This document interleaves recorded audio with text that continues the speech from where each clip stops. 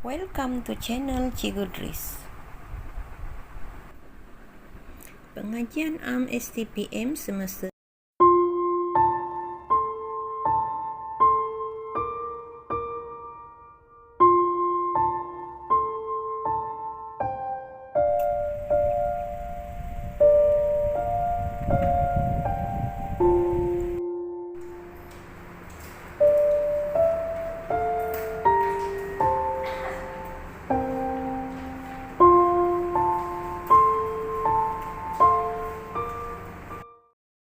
belajar betul sini kan. Izam? Oke, minggu depan sudah peperiksaan. Macam mana perasaan kamu? Oke, terus masa saya memang nervous lah. Nervous minggu depan kan, bukan tahun depan lagi kan. Jadi first saya memang nervous. Lepas tu sekarang ni memang betul-betul belajar sudah. Yang last minute lah, tapi orang bilang kalau last minute ni berguna juga. Jadi bersedia sudah lah nih? InsyaAllah saya bersedia. Oke, good luck. Avandri, kamu sudah ready untuk exam minggu depan? Saya sudah ready, Cikgu. Oh, sudah ready. Itu yang Cikgu mau dengar tuh. Saya yakin saya boleh lulus 3 poin ke atas. 3 poin ke atas. Oke, nanti kita tengok ya. Nanti kita celebrate kalau 3 poin ke atas, Avandri. Anda hebat, Anda pasti boleh. Ya. Evi, sudah ready? Atau tidak tahu apa-apa? Bolehlah cikgu sikit. Bolehlah sikit. Oke, asalkan ada 2-3 hari lagi untuk tambah yang sikit tuh. Oke, Mary, kamu sudah ready untuk exam? 50-50 lagi. 50-50. Jadi antara 4 subjek tuh, subjek mana yang kamu sudah ready? Yang kamu maksudnya kamu yakin? Chapter PAM sama BM masih PAM sama BM? Ya. Jadi yang lain? belum lagi. Belum lagi. Jadi ada masa lagi kan? Ya. Oke, good luck. Masih ada masa lagi untuk belajar. Dina, macam mana? Exam minggu depan sudah? Sama aja 50-50. 50-50? Ya. Aduh, bikin takut ini 50-50 nih. BM yang sebelum lagi dapat. BM? Ya, masih sedang usaha mau ingat fakta-fakta. Oke, yang penting kasih yakin saja, bukan kasih yakin, mesti ada usaha.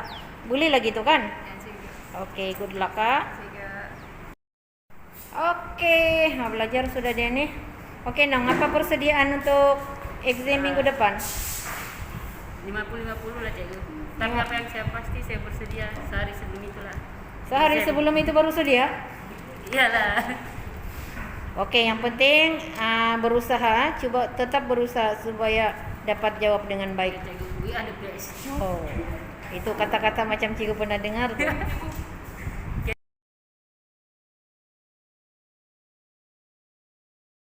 Sesi ulang kaji kita pada hari ini iaitu menjelang peperiksaan, kita mulakan dengan graf bar compound. Okey, ini ialah bentuk graf bar compound. Ini sekadar untuk ingatan balik ya. Graf bar compound. Okey, sebelum kita melukis graf bar compound, maka jangan lupa perkara-perkara yang penting perlu ada dalam graf bar compound. Okey, seperti biasa yang pertama ialah tajuk. Okey, tajuk mesti ada 3 perkara ya. Ada tempat. Okey, di sini merujuk kepada Malaysia lah. Okey, yang kedua mesti ada isu, ratus guna tenaga mengikut sektor pekerjaan, dan ada tempoh iaitu tahun 2000 hingga tahun 2016. Okey, 3 perkara dan semua ditulis dengan menggunakan huruf besar. Okey, perkara yang kedua ialah perlu ada label. Label untuk paksi Y.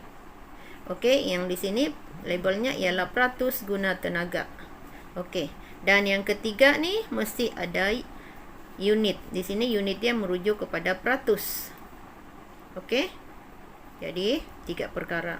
Okey, yang keempatnya ialah mesti ada titik mula originnya di sini. Permulaan untuk pengiraan ni. Nilai kosong. Okey, keempat. Okey, yang kelima tahun. Tahun dan tahun yang ini. Okey, perlu ada. Okey, itu kelima. Yang keenam, kalau mau tulis skala, boleh tulis skala di sini. Okey, selepas itu yang ketujuh ialah petunjuk. Okey, petunjuk yang mengikut item-item sinilah. Dan yang terakhir, mestilah ada sumber. Sumber ya. Sumber ni salin sahaja daripada soalan. Dalam soalan ada sumber, salin saja. Okey, ini ialah graf bar compound. Okey, bagaimana kita mahu mengenal pasti ini ialah graf bar compound? Okey, yang pertama biasanya kalau soalan yang berkaitan dengan graf bar compound ini, okey, dinyatakan dengan jelas graf bar. Ada yang dinyatakan dengan jelas graf bar lah. Okey, kemudian ada kata kunci seperti perubahan, bilangan, nilai, kadar. Kadar ni biasa dalam bentuk peratus, kuantiti, dan juga ada juga perkataan pengelasan. Jadi kata-kata kunci yang beginilah yang akan menunjukkan bahawa ini ialah graf bar component. Okey. Okey, yang kedua ialah graf bar component. Okey, ini ialah graf bar component ya. Graf bar component. Jadi graf bar component ni kita tengok kalau kita lukis dia macam batu bata lah. Susunan batu bata. Macam gini. Susunan batu bata ya.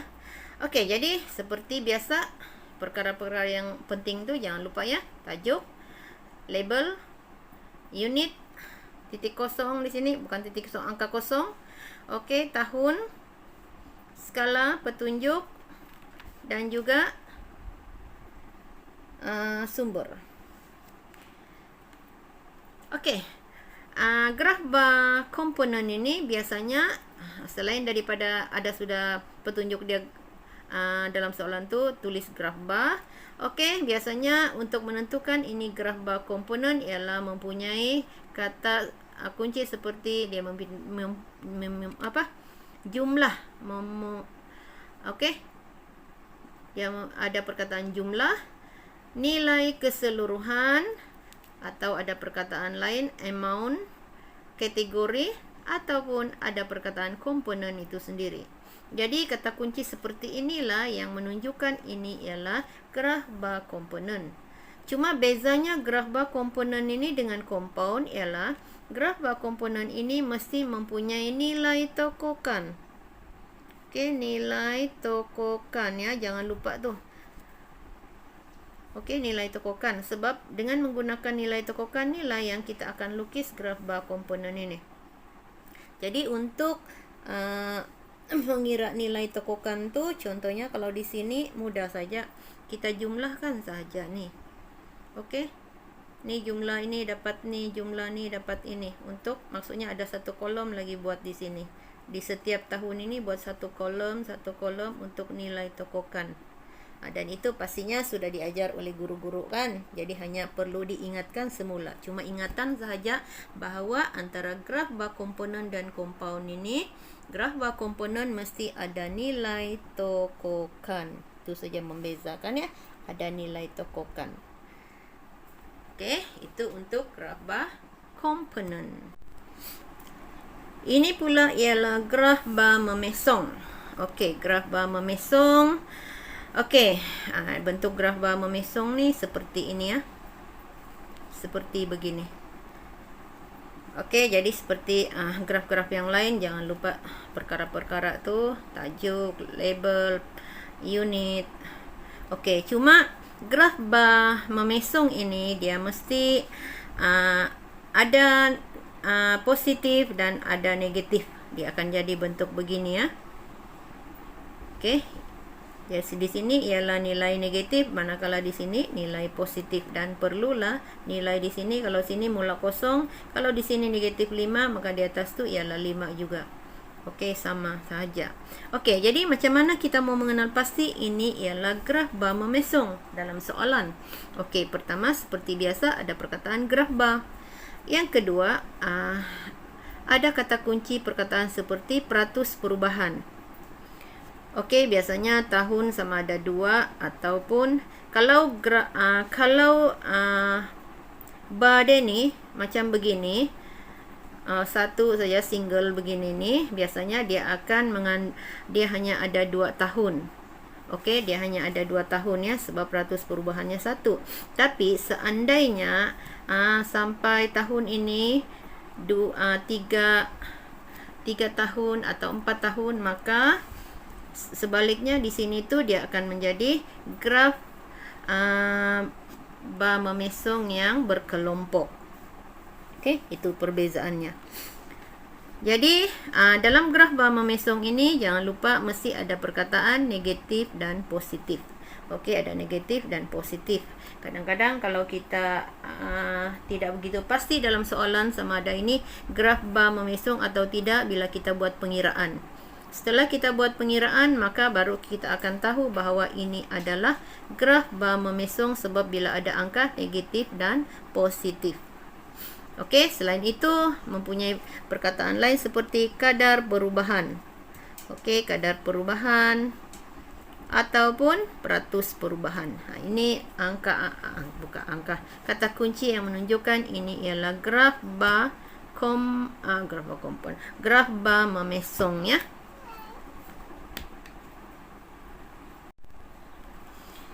Okey, seterusnya ialah graf bar piramid. Okey, graf bar piramid ni ada 2 ya. Satu graf bar piramid seperti ini, satu lagi graf bar piramid berpasangan. Okey, jadi ini ialah bentuk graf bar piramid.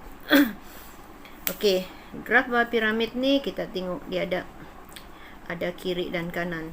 Dan untuk menentukan yang ini ni, untuk kiri dan kanan ini, okey, kanan dan kiri ini untuk menentukan ialah kita lihat pada soalan ya. Kita lihat pada soalan mana yang disebut dahulu di dalam soalan itu, maka dia akan menjadi ini sayap nih, kiri dan kanan, dan biasanya kumpulan umur akan berada di sini. Okey, dan untuk graf yang seperti begini nih, okey, apakah ciri-ciri yang menentukan graf bar piramid sedemikian? Okey, biasanya dalam graf piramid begini dia ada 3 pemboleh ubah dalam soalan ya. Ada 3 pemboleh ubah dalam soalan. Okey, biasanya pemboleh ubah ni akan berpasangan, Okey, berpasangan ya. Okey, contohnya seperti lelaki perempuan. Kalau jantina lah, kalau jantina lelaki perempuan. Kalau bandar, bandar luar bandar. Itu contohnya. Okey, paksi menegak ni biasanya di sini nih ialah untuk nombor, dalam bentuk nombor ya. Pemboleh ubah untuk nombor. Macam di sini nih kumpulan umur mengikut tahun. Okey, dan kalau graf piramid begini, jeda kelas D ni mestilah dia seragam. Dia akan seragam ya, seragam begini. Dan tidak perlu dijarakkan.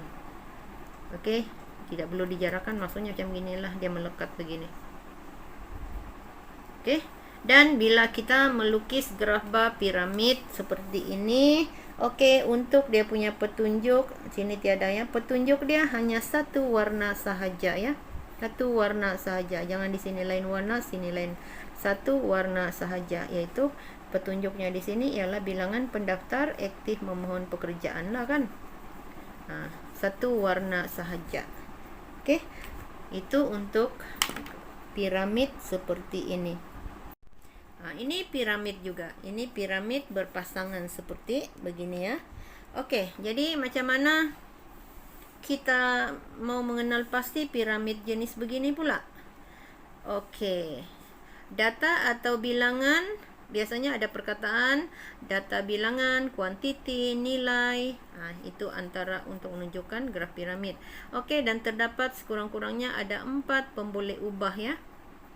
Pemboleh ubah dalam soalan ini. Okey, macam gini pemboleh ubah dia. Lelaki, perempuan, 1, 2 tahun.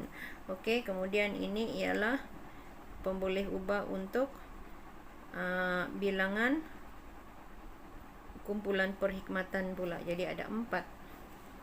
Sekurang-kurangnya 4 pemboleh ubah. Dan salah satu pemboleh ubah tersebut berpasangan ya. Berpasangan. Contoh seperti jantina. Macam inilah, lelaki, perempuan. Okey. Dan ini tidak seperti graf piramid yang tadi. Dia perlu ada petunjuk ya, dan perlu maksudnya lain-lain warna. Kalau yang tadi itu dia satu warna saja kan, tapi ini lain warna sebab kita ikut kepada kumpulan perkhidmatan. Di sini ada 3, maka ada 3 lah. Sini pengurusan tertinggi, pengurusan profesional, dan juga sokongan. Jadi itu sebabnya. Dan untuk melukis seperti begini ni dia kena jarak lah pula. Jarak, ada jarak. Bukan melekat macam tadi. Sebab jadat ni dia tidak sekata di sini. Okey, ini untuk graf bar piramid berpasangan ya. Okey, ini ialah graf garis memesong. Okey, graf garis memesong ini biasanya ada perkataan, pola, arah, hala tuju, tren, turun naik. Okey, dan petikan biasanya mengandungi angka, bilangan, kuantiti, nilai ataupun peratusan ya.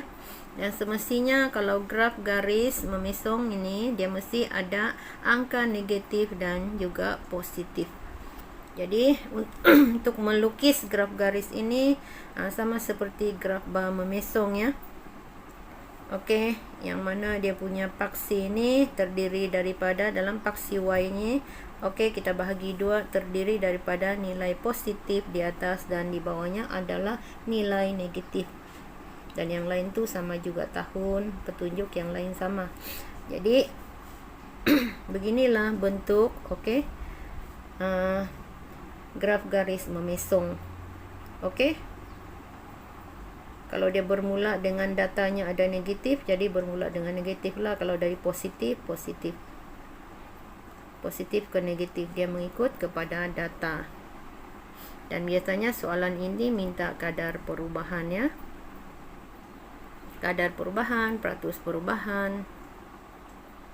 Okey. Dan cuma mungkin yang satu cikgu mau ingatkan kepada kamu ialah bila dalam soalan itu kadang-kadang apa yang pelajar lupa ialah dia punya unit pembuangan baik. Di sini unit dia peratus, tapi dalam soalan cuba tengok aliran kadar perubahan bilangan pembuangan baik mengikut nilai terpilih dari tahun 2015 hingga tahun 2018. Okey. Di sini unitnya ada 2 kan, bilangan pembuangan baik ini merujuk kepada unitnya case, kemudian kadar perubahan dalam peratus. Okey, jadi ada pelajar yang keliru. Nanti dalam unit ini di sini dia letak case. Okey, yang itu tidak tepat kerana kamu tengok soalan. Soalan minta aliran kadar perubahan. Kadar perubahan ya, kadar perubahan. Maka apabila kadar perubahan, unit kadar perubahan ialah peratus. Maka unit di sini adalah peratus, bukannya case ya. Kalau soalan itu minta bilangan pembuangan baik, kalau dia minta bilangan pembuangan baik, barulah di sini case. Kan? Tapi soalan minta aliran kadar perubahan. Ini kadar perubahan. Okey, kadar perubahan. Jadi jangan lupa untuk menentukan unit yang tepat ya. Lihat kepada soalan. Soalan minta kadar perubahan, maka unitnya peratus. Kalau soalan minta bilangan, okey, kalau di sini bilangan pembuangan baik, yes, barulah guna case. Okey, sebab ini kesilapan yang biasa dibuat oleh pelajar. Bila dia buat begini, sebab oleh kerana ada 2 unit dalam jadual, maka dia akan tulis di sini case. Jadi kalau salah unit di sini, kamu sedia maklum penaltinya kan. Satu penalti yang besar, bahagian label ataupun unit. Okey, jadi itu perlu berhati-hati. Dan yang perkara lain tu lebih kurang sama saja dengan graf bar memesong sebenarnya.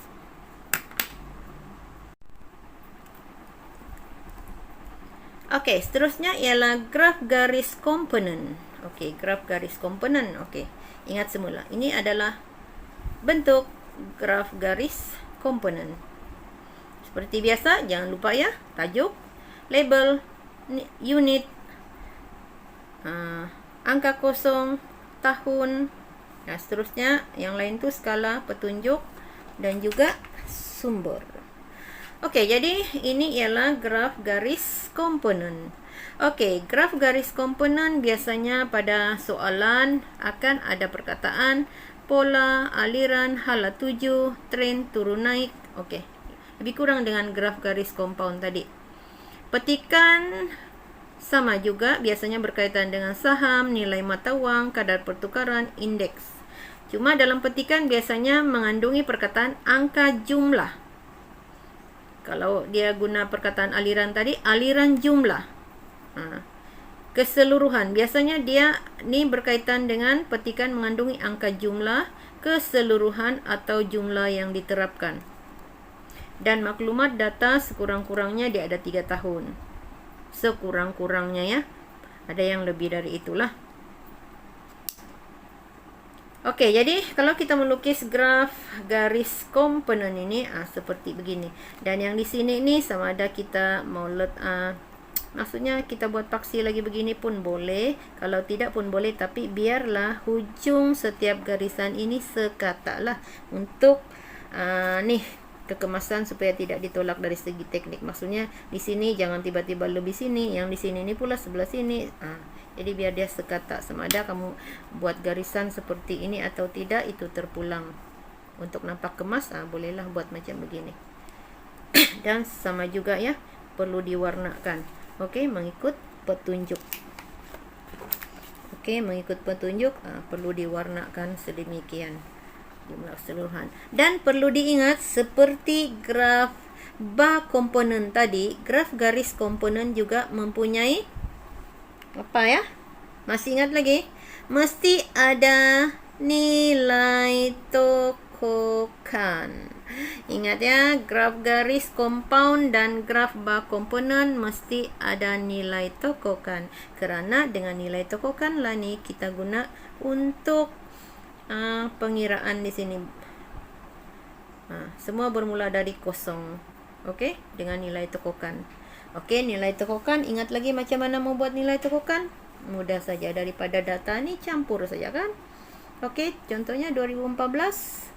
Okey, nilai tokokan yang pertama sama nilainya, nilai yang kedua campur ni dapat ni, campur ni dapat ni, dan yang akhir tu di sini ni bila kita campur mesti sama dengan jumlah. Inilah nilai tokokan. Jadi nilai inilah yang kita gunakan untuk melukis ini dengan menggunakan nilai tokokan. Dan skala seperti biasalah, kita akan ambil jumlah yang tertinggi itu bahagi dengan kita punya ketinggian ni, ketinggian paksi Y kita, seperti yang cikgu-cikgu ajar. Mungkin ada yang 12 cm, ada yang 10, ada yang 8. Okey, itu untuk graf garis komponen. Okey, ini ialah graf gabungan. Okey, dalam graf gabungan ini biasanya ciri-cirinya mempunyai dua maklumat yang berbeza ya. Okey, dua maklumat yang berbeza. Contohnya kalau melalui tajuk ini, bilangan pengusaha. Satu maklumat, dan aliran jumlah primes industri sarang burung. Jadi ada dua perkara yang diminta. Satu, bilangan pengusaha. Bilangan pengusaha ini oleh kerana kata bilangan jadi graf bar compound. Kalau di sini minta jumlah pengusaha, maka graf bar komponen.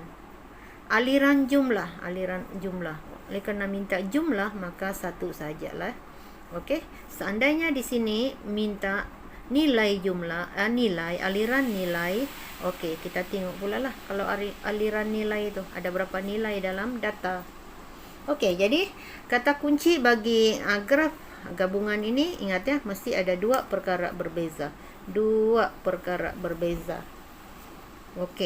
Dan biasanya dia dua perkara berbeza, kemungkinan nilai berbeza.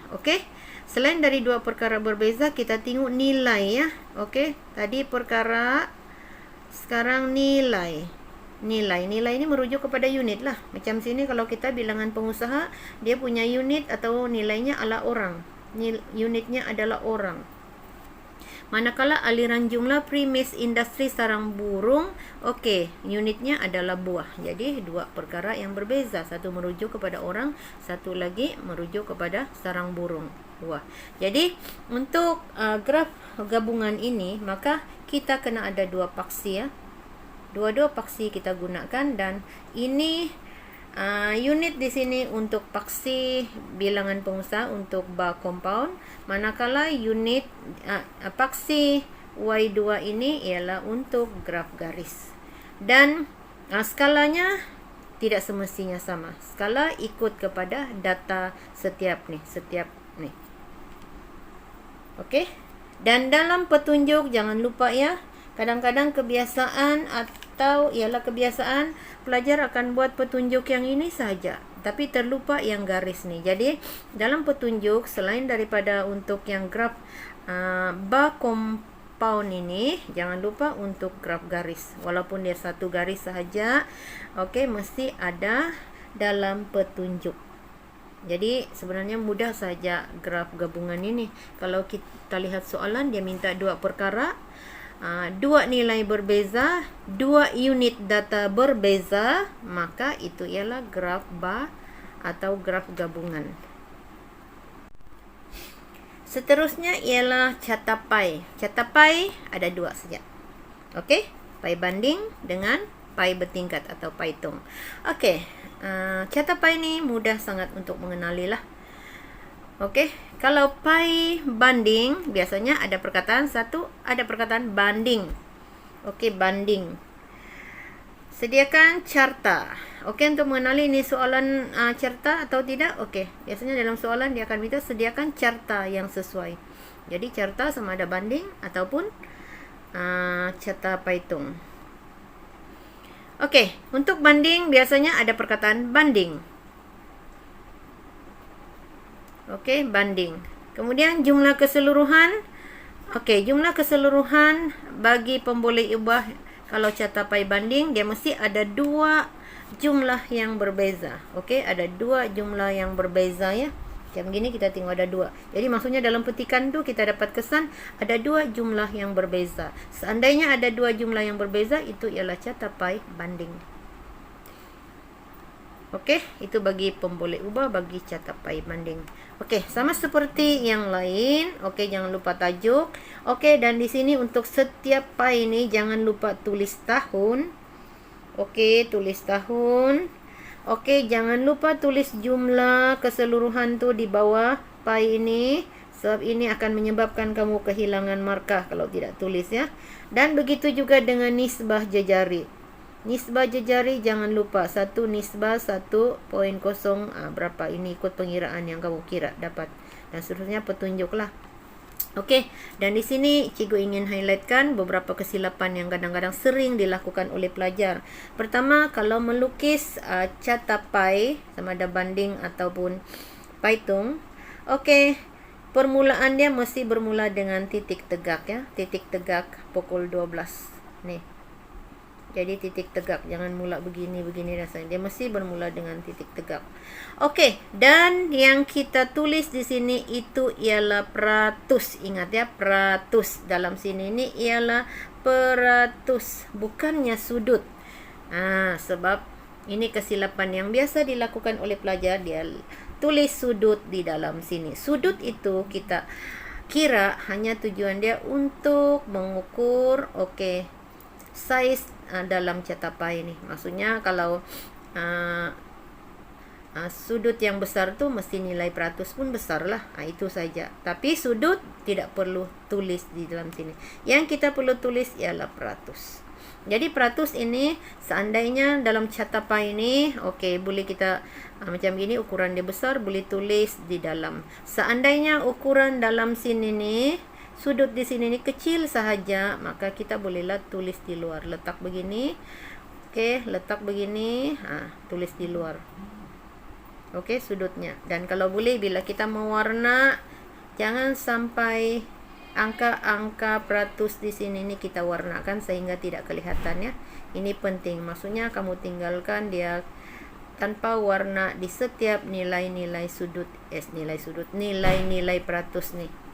Okey, sebab kadang-kadang ada pelajar yang dia warnakan semua sehingga nilai di dalam nilai peratus di dalam carta ini tidak kelihatan. Okey, jadi itu saja ingatan untuk pelajar. Jangan lupa tahun, jumlah besar, jangan lupa skala di sini, nisbah jejari. Dan yang lain tu sama seperti yang lain. Okey, yang terakhir ialah pai tung atau pai bertingkat. Okey, macam mana kita mau mengenal pasti dalam soalan itu ini pai bertingkat atau tidak? Biasanya seperti biasa dalam soalan minta carta pai. Dan untuk menentukan ini ialah pai tung atau pai bertingkat, pastikan nilai keseluruhan biasanya jumlah keseluruhan bagi pemboleh ubah ini adalah sama. Maksudnya ada hanya satu jumlah besar. Okey, satu saja jumlah besar. Atau kalau merujuk kepada tahun, kita tengok ada satu saja tahun. Dia tidak akan tahun ni. Satu tahun atau satu jumlah besar. Dan untuk menentukan mana di bahagian tutup, ini tutup drum lah, ini drum kan. Tutup ni atau permukaan atas ni dan mana bahagian dia punya tong ialah mana yang disebut dahulu di dalam soalan itu ialah bahagian dia punya muka depan ni, penutup dia, tutup drum. Contohnya di sini dalam soalan jumlah kenderaan bermotor. Okey, jumlah kenderaan bermotor. Maka bila jumlah kenderaan bermotor yang disebut, maka ini dia bahagian atas jumlah kenderaan bermotor ya. Kemudian baru dalam soalan didaftarkan mengikut jenis dan bulan pendaftaran. Okey, bulan pendaftaran.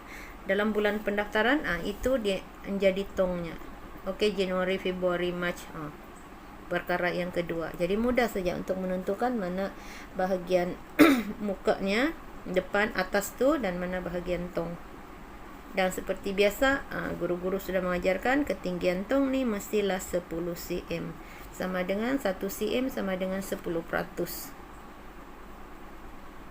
Okey, jadi lebih kurang asasnya sama dengan cetak pai banding tadi. Bahagian ini sama sahaja. Kita mula melukis dengan garisan tegak. Okey, kemudian cari sudut. Sudut itu untuk menentukan saiz di sini ni.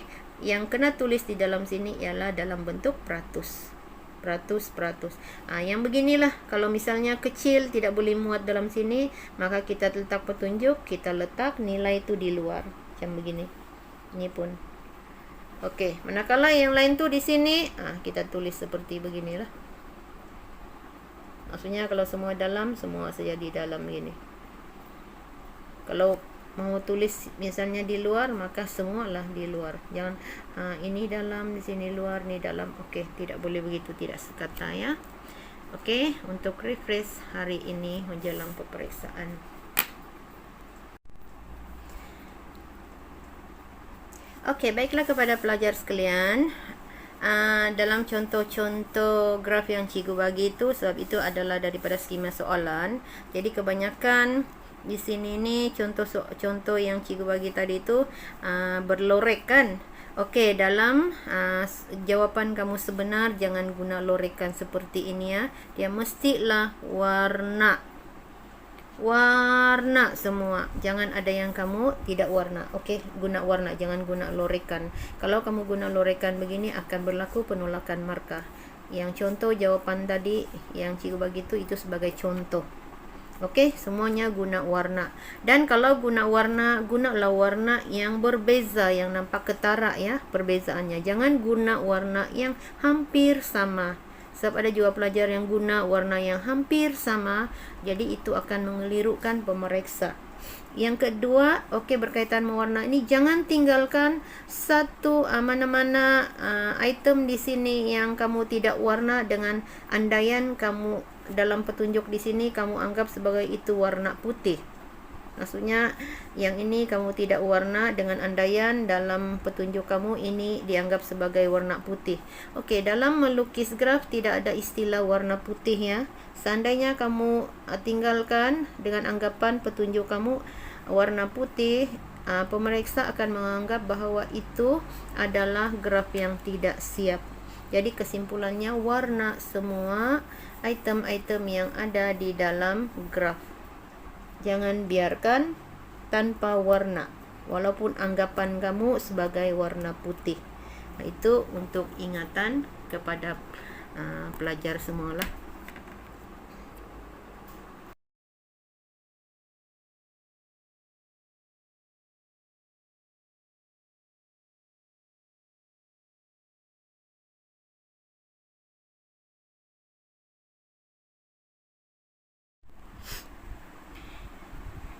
Okey, untuk bahagian A iaitu soalan struktur yang diperuntukkan 15 markah, ada sedikit tips sahaja ya. Okey, sekiranya pelajar ingin menjawab soalan ini, kalau bukan ingin lagi, bukan. Okey, untuk bahagian A ada sedikit tips untuk pelajar menjawab soalan ini. Walau macam mana pun soalan ini, okey, soalan struktur ini kamu anggap susah, tapi jangan biarkan kosong ya. Jawab sahaja. Okey, jadi tips untuk menjawab soalan struktur ialah lihat pada skema markahnya. Okey, tengok skema markah. Sini ada 3 markah. Okey, yang ini ada 4 markah. Okey, dan seterusnya 4 markah. Okey, untuk markah ni, coba lihat sini 3 markah diperuntukkan. Okey, ruangan untuk menjawab ada 3, A, B, C. Kemudian soalan, nyatakan 3 cara kerajaan untuk mengukuhkan pengurusan kewangan awam. Untuk soalan ini, maka pelajar terus sahaja jawab. Maksudnya secara direct atau langsung. 3 cara kerajaan untuk mengukuhkan pengurusan kewangan awam. A. Berbelanja secara berhemat. B. Menguruskan pendapatan dengan cekap. Dan seterusnya lah. Okey, maksudnya terus jawab dengan direct sahaja begini. Okey, untuk soalan yang 4 markah pula. Okey, ini 4 markah kan? 4 markah, tapi untuk ruangan jawapan ada 2 saja, A dan B. Okey, soalannya jelaskan 2 faktor penghalang kepada integrasi kaum. 2 faktor. Okey, yang ini pula bagi 2 faktor dan huraikan. Faktor itu huraikan sedikit. Maksudnya huraikan secara ringkas. Contoh macam begini. 2 faktor penghalang kepada integrasi kaum. Okey, faktor ni pertama penempatan. Okey, lepas tu huraiannya penempatan kaum secara berkelompok mengikut kawasan yang berbeza. Okey, penempatan ni faktor, manakala yang ini ni ialah huraian. Faktor yang kedua ekonomi. Ini faktornya. Huraiannya kaum dikenali mengikut jenis pekerjaan. Okey, ini ialah contoh jawapannya. Jadi kalau soalan struktur, jawab berdasarkan skema. Dari skema tu kamu boleh tahu macam mana isi yang dikehendaki dalam soalan struktur ini. Jadi cikgu harap semua pelajar jawab juga soalan struktur ya, jangan biarkan kosong. Okey, itu saja tips untuk soalan struktur. Sebab semua ni berdasarkan kepada pembacaan kamu. Sebab ini adalah fakta ya.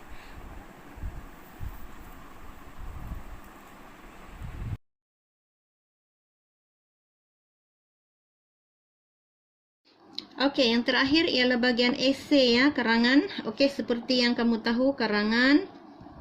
Untuk karangan, jangan lupa mesti 300 hingga 350 patah perkataan. Okey, perlu ada isi, huraian, okey, dan contoh lah. Okey, dan pemarkahan karangan seperti yang kamu tahu, isi sama dengan 2 markah kan, 2 kali 5, maksudnya perlu 5 markah. Okey, huraian, okey, 2 kali 5 juga, maksudnya 5 markah, sini 10, sini 10, 10. Okey, kemudian bahasa sama dengan 4. Okey, format sama dengan 1. Jadi semuanya ada 25 markah. Untuk soalan esei atau karangan ini biasanya MPM dia suka gunakan ada 4 corak soalan.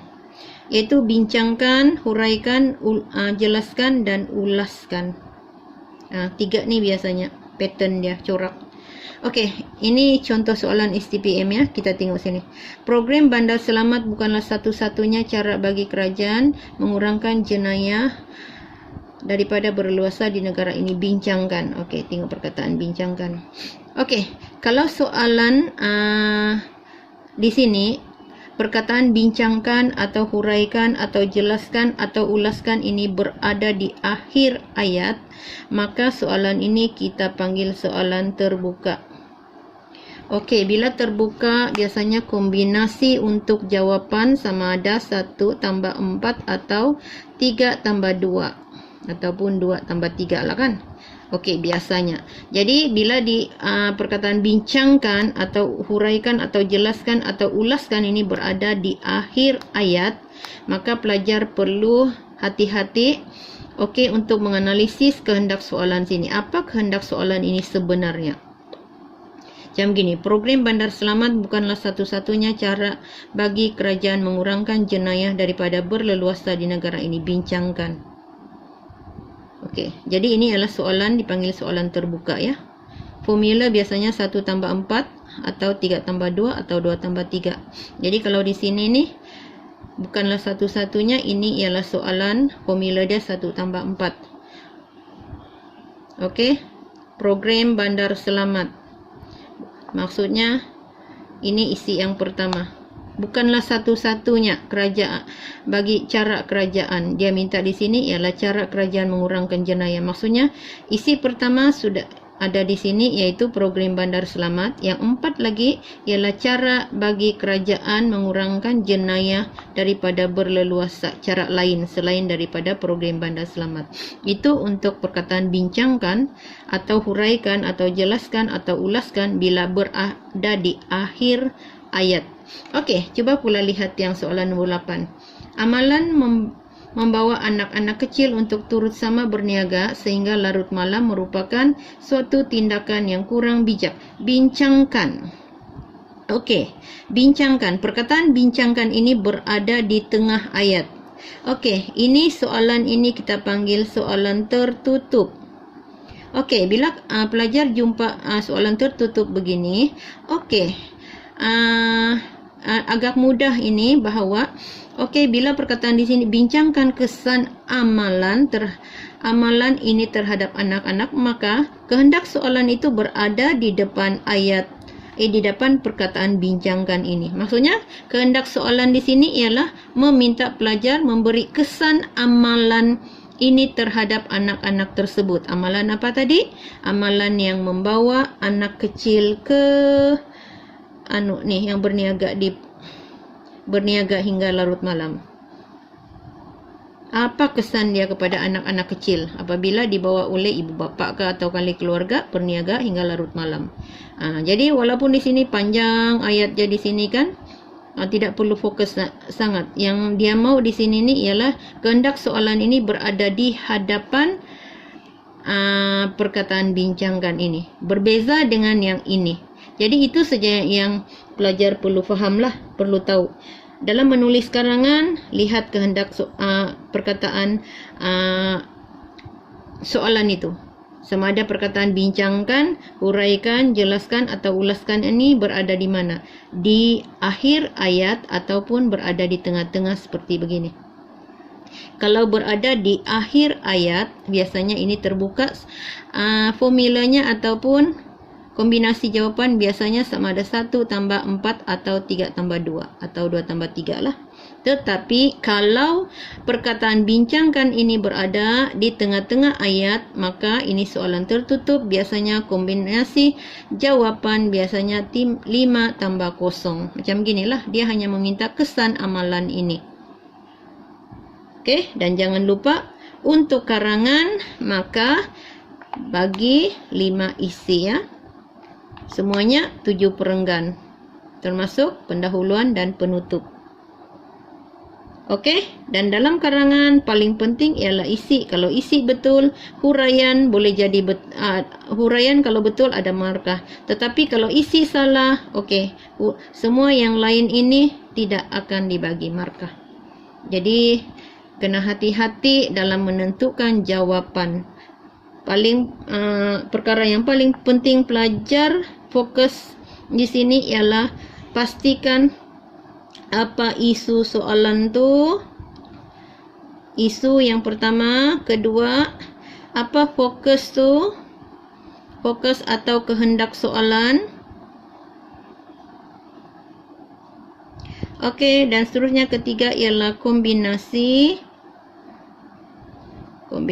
atau formula jawapan. Sama ada 1 tambah 4, 3 tambah 2 atau 2 tambah 3 atau 5 tambah 0. Okey. Kalau 1 tambah 4, 3 tambah 2 atau 2 tambah 3, ini biasanya soalan seperti ini, terbuka. Yang ini biasanya tertutup. Okey, tertutup macam mana yang sudah cikgu bagi contoh di sini tadi. Okey, dan last. Okey, good luck untuk semua. Ini hanya sekadar ulang kaji ya, sekadar ulang kaji untuk kamu refresh sahaja. Okey, dan kalau ada yang keliru dengan cara penerangan cikgu ini, kamu berbalik kepada bagaimana guru kamu mengajar. Jangan bingung.